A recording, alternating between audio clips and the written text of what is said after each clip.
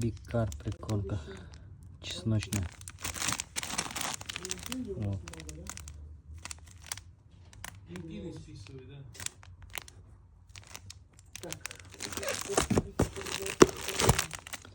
Конопля.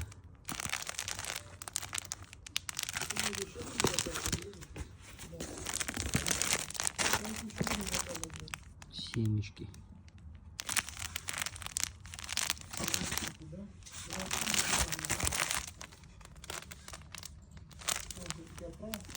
Клубника.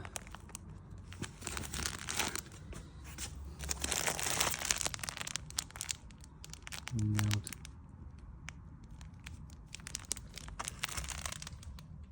У нас навык здесь есть, да? Конечно.